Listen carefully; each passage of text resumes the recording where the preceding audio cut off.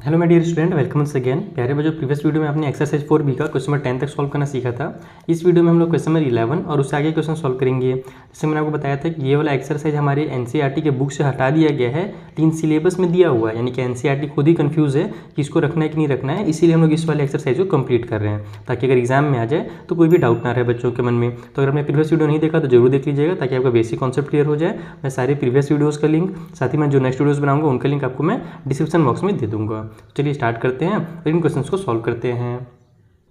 सो ये हमारा 11th number question है। यहाँ पर हम जल्दी से देख लेते हैं ए, बी और सी की वैल्यू कितनी दी हुई है। तो ए इक्वल टू हमारे पास में रूट के अंदर 3 है, बी इक्वल टू हमारा -2√2 है, यहाँ पर लिखेंगे हम -2 रूट में 2, और सी का जो वैल्यू है वो हमें दिया हुआ है -2√3। हम जानते हैं कि सबसे पहले हमें ये चेक करना है कि इसके रूट्स जो होंगे वो रियल होंगे या नहीं होंगे, यानी इसके जो हमारे डी की वैल्यू जो होती है, जिसे हम लोग b² - 4ac के फॉर्मूला से निकालते हैं, ये हमारा 0 से बड़ा है या फिर 0 है या नहीं है, ये अपने को चेक करना है। तो यहाँ पर हम लोग फॉर्मूला में अप्लाई कर देते हैं b का स्क्वायर, यानी कि -2√2 का स्क्वायर हो जाएगा, उसके बाद -4 × √3 और इंटू सी के बदले में हमारे पास -2√3 है, तो ये हो जाएगा 4ac।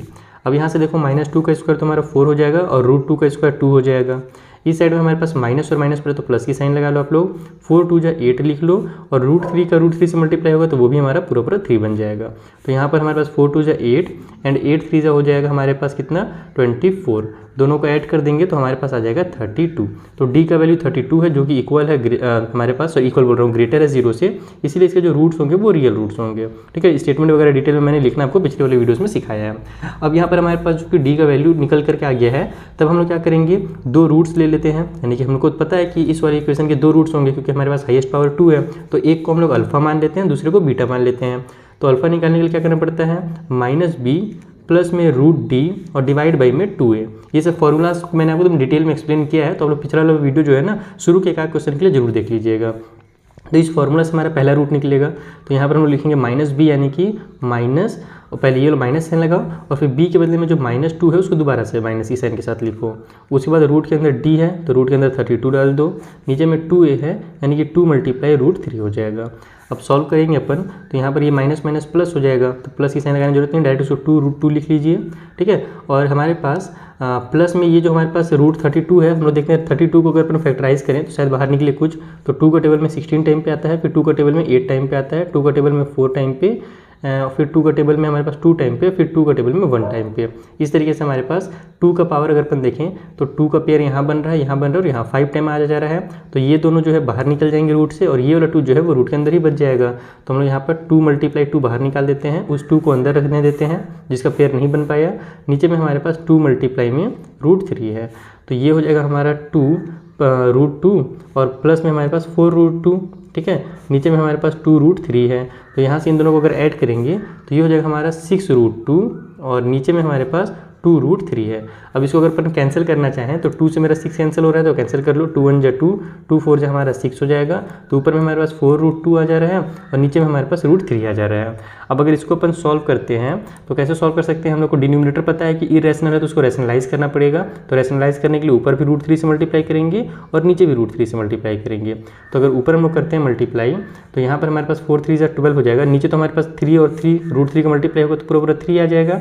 ऊपर में हमारे पास 4 3 = 12 हो गया, तो हो जाएगा 4 √12 इस तरीके से। और 12 अगर बाहर निकलता हो तो देख लेते हैं, 2 का टेबल में हमारे पास 2 क्या बोलते हैं 6 हो जाएगा, फिर 2 का टेबल में हमारे पास ये 3 टाइम पे आएगा, और फिर 3 1 = 3 होता है, यानी कि 2 हमारा बाहर निकल जाएगा और एक 3 अंदर रह जाएगा। तो इसको हम ऐसे लिख सकते हैं लास्ट में 4 × 2 √3 डिवाइड बाई में 3 इक्वल टू हो जाएगा 8√3 डिवाइड बाई में 3।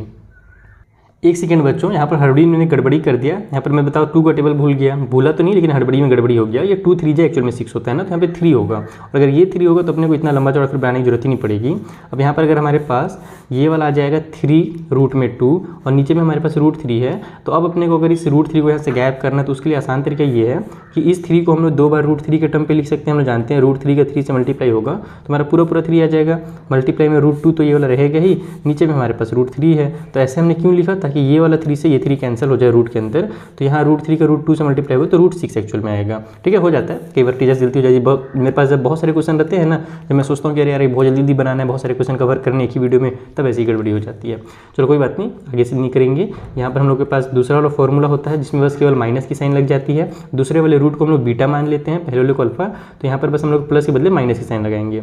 नीचे में 2 है तो यहाँ पर सारी चीज़ें सेम होंगी, जैसे माइनस की साइन के साथ -2 √2 आएगा, उसमें माइनस साइन के साथ हमारे रूट का 32 आएगा, फिर नीचे में हमारे पास 2 × √3 रहेगा इस तरीके से।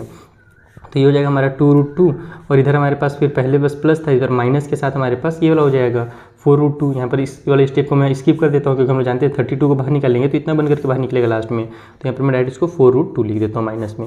नीचे में हमारे पास 2 मल्टीप्लाई में √3 है, तो इन दोनों को सॉल्व करेंगे तो माइनस के साथ हमारे पास 2 √2 आ जाएगा, नीचे में हमारे पास 2 √3 है इस तरीके से।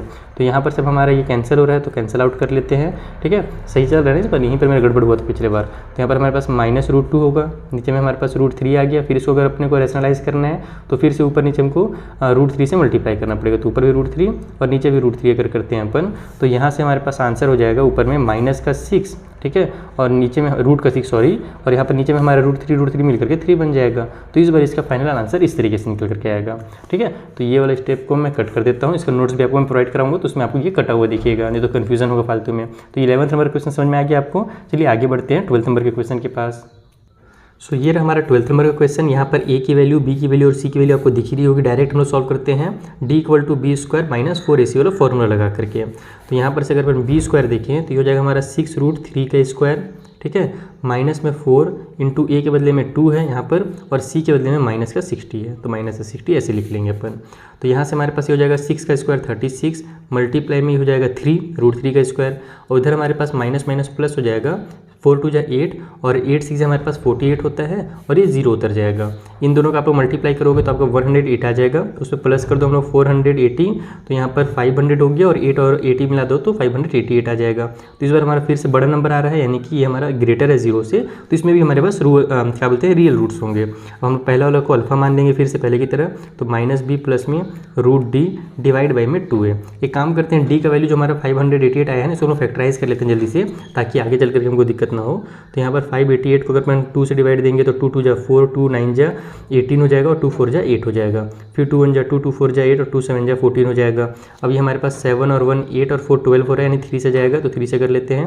3 × 4 = 12 हो गया, 2 आगे जाएगा तो 3 × 9 = 27 आ गया। फिर 7 7 लोग जानते हैं 7 7 और 7 1 7 होगा, तो 7 7 का पेयर बन जा रहा है और 2 2 का पेयर बन जा रहा है, तो यानी 7 और 2 बाहर निकल जाएंगे, 3 अंदर ही रह जाएगा। तो इसको हम ऐसे लिखेंगे माइनस में 6 √3, ठीक है, उसके बाद फिर प्लस में हमारे पास रूट के अंदर हमारे पास अगर एक बार हम लोग आंसर को लिख देते हैं 588 जो आया है उसको हम लोग वैल्यू को एक बार पुट कर लेते हैं, और नीचे में 2 × 2 कर लेते हैं। अगले स्टेप में इसको बाहर निकल करके कर देंगे, तो हो जाएगा -6 √3, प्लस में हमारे पास 2 और 7 बाहर निकल रहा है, यानी 2 × 7 कितना होता है 14 होता है, तो डायरेक्ट यहाँ पर 14 लिख देता हूँ मैं। रूट के अंदर 3 बचेगा, नीचे में हमारे पास 4 हो जाएगा 2 × 2 = ठीक है। अब यहाँ पर अगर सॉल्व करते हैं तो प्लस माइनस माइनस हो जाएगा, 14 में से हमारा 6 माइनस होगा तो 8 आएगा, और बड़े नंबर में प्लस की साइन है तो प्लस वाला 8 आएगा, अंदर में √3 नीचे में 4, तो इसको कट करेंगे तो 4 × 1 = 4, 4 × 2 = 8 होता है। तो आंसर मेरा जो है वो 2 √3 आ जाएगा, यानी कि पहला वाला जो रूट है वो इतना निकल गया।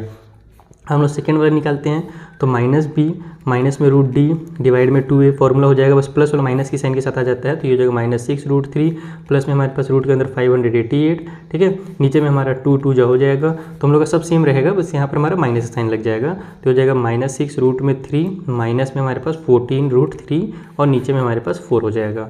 तो ये हो गया हमारा माइनस माइनस इस बार प्लस, तो साइन माइनस की ही लगेगी क्योंकि बड़े नंबर माइनस की साइन है, तो इस तरीके से बन जाएगा 20, नीचे में 4, तो 4 1 = 4, 4 5 = 20 होता है, तो हमारा -5 √3 जो होगा इसका फाइनल आंसर होगा। तो इस तरीके से आपको क्वेश्चन 12 सॉल्व करने थे। ये रहा 13th नंबर का क्वेश्चन, आइए सॉल्व करते हैं। सबसे पहले d की वैल्यू निकालेंगे b² - 4ac वाले फॉर्मूला से।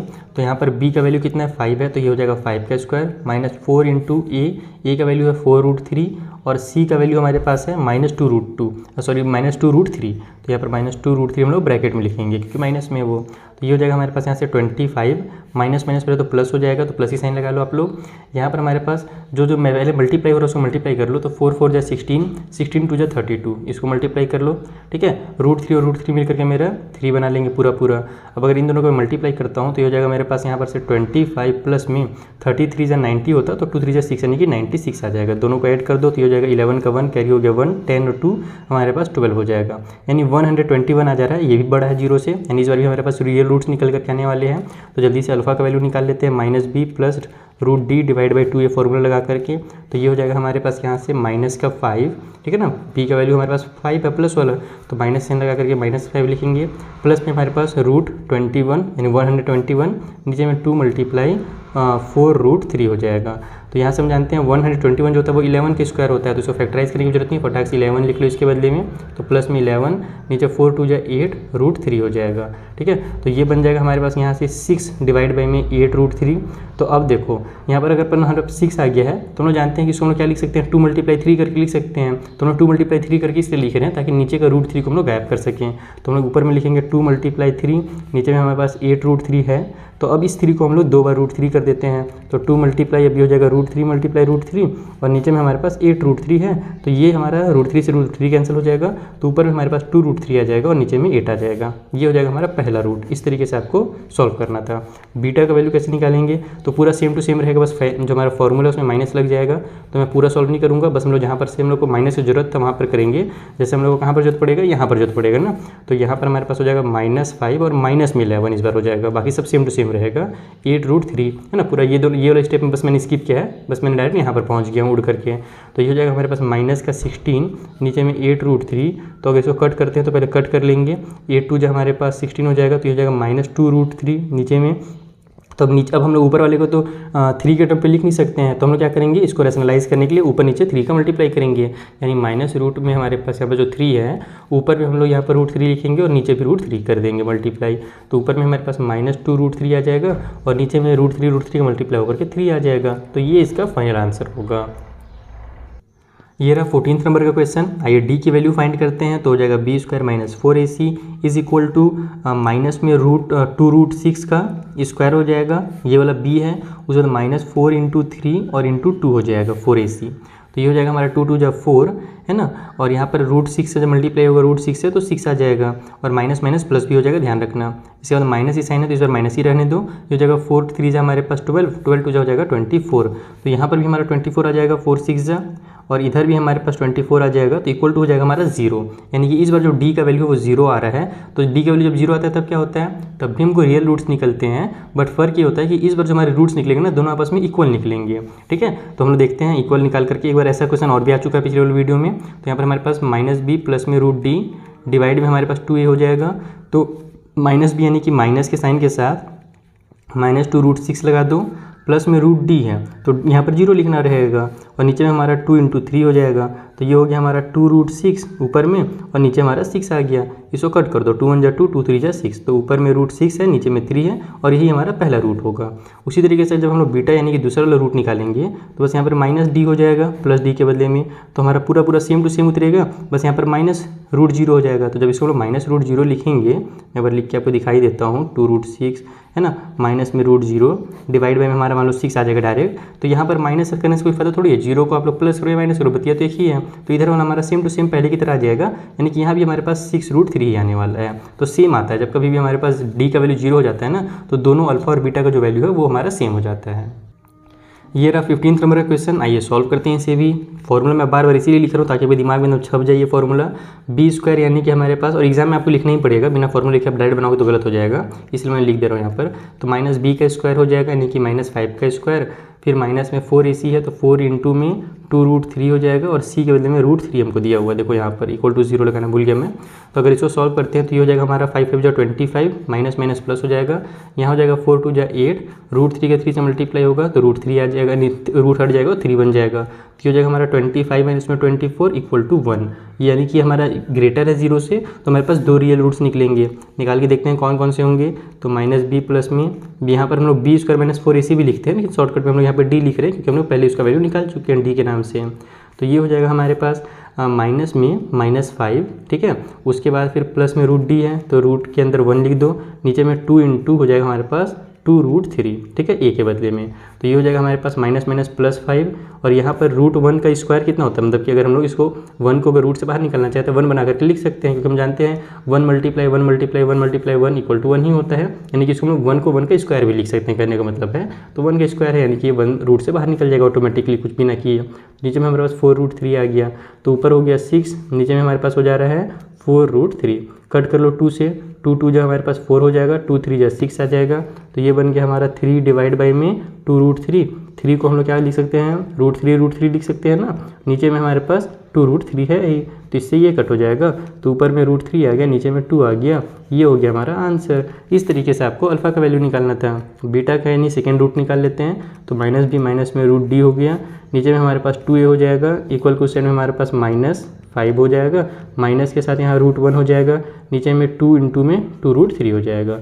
तो ये हो गया हमारा 5, माइनस में 1 इस बार होगा, नीचे में फिर से वही हमारे पास 4√3 आ गया, तो ये हो जाएगा हमारे पास ऊपर में 4, नीचे में भी 4√3, तो 4 1 जा 4, 4 1 जा 4 कट कर दो, ऊपर में 1 बचा, तो हम लोग इसको 1 बाई में √3 लिख सकते हैं। तो हम लोग को अब जानते हैं कि डिनोमिनेटर में इरेशनल नंबर नहीं लिखना चाहिए, तो ऊपर नीचे हम लोग √3 से मल्टीप्लाई कर देंगे, तो ऊपर में हमारे पास √3 आ जाएगा, 1 से मल्टीप्लाई होकर के, और नीचे हमारा 3 आ जाएगा।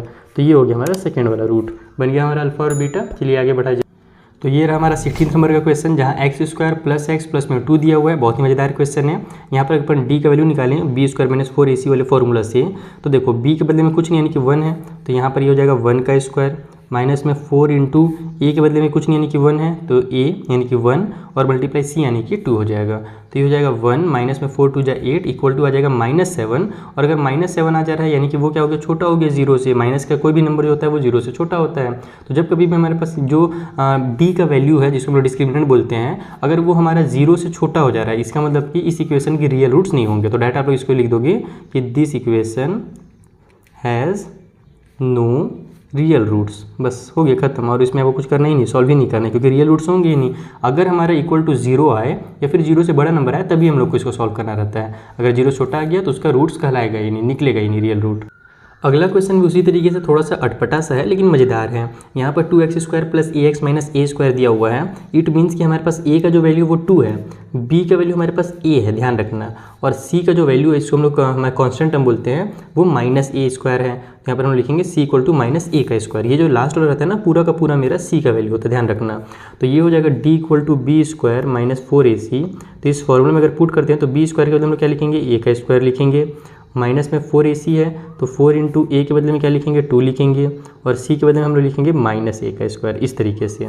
तो ये हो जाएगा हमारे पास a², माइनस का अगर अपन मल्टीप्लाई इन सर्विस करें तो पहले तो माइनस माइनस मेरा प्लस हो जाएगा, 4 2 जा 8 हो जाएगा, तो यहाँ पर हम लिखेंगे 8a का स्क्वायर। 8 का जब a के स्क्वायर से मल्टीप्लाई होगा तो a² आ जाएगा। अब यहाँ पर a² है, यानी कि 1 है यहाँ पर, और यहाँ पर 8 है, तो टोटल मिलाकर के 9a का स्क्वायर आ गया।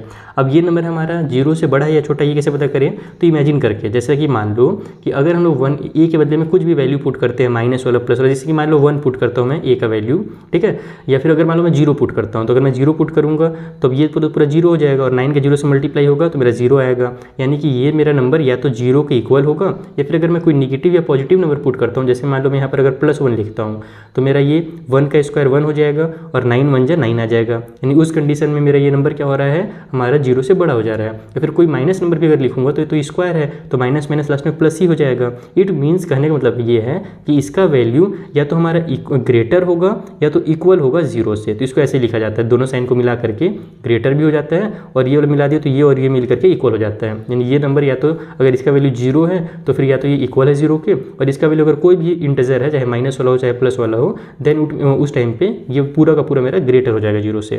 तो एक तो हमारे पास यहाँ से ये क्लियर होगा कि ये ग्रेटर या इक्वल है 0 के, इट मीन्स इसके रियल रूट्स होंगे। तो यहाँ पर आप लिख भी लो कि इसलिए इसके रियल रूट्स अवेलेबल हैं। चलिए पता करते हैं कौन कौन से रियल रूट्स होंगे भैया।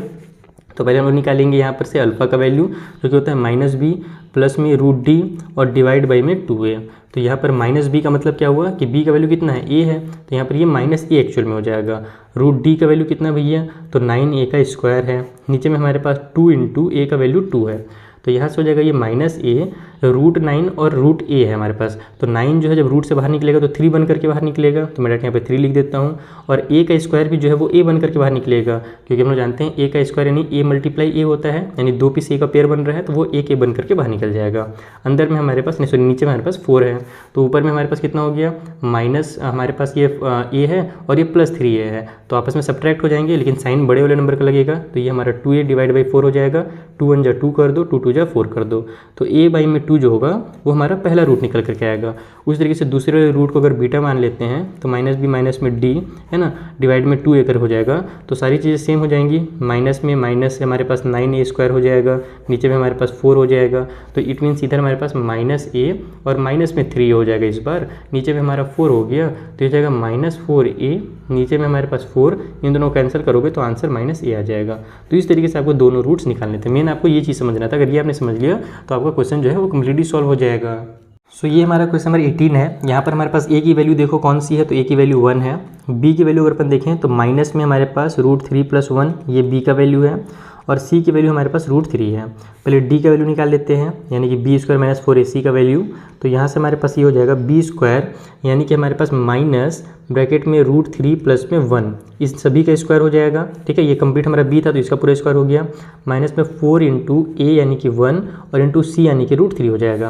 तो यहाँ देखो ये माइनस है, यानी कि यहाँ पर एक -1 है, तो -1 का स्क्वायर हमारा माइनस और माइनस प्लस होता है, तो ये -1 यानी कि +1 बन जाएगा। तो इसका खेल खत्म हो गया, क्योंकि किसी भी नंबर से +1 का मल्टीप्लाई करते हैं तो वही नंबर आंसर आता है। यानी कि हमारे पास यहाँ पर बचा है a + b का होल स्क्वायर, इट मीन यानी कि इसका तो खेल खत्म हो गया, बस इसका होल स्क्वायर हमारे पास बचा हुआ, तो हम लोग इसका फॉर्मूला लगा देंगे।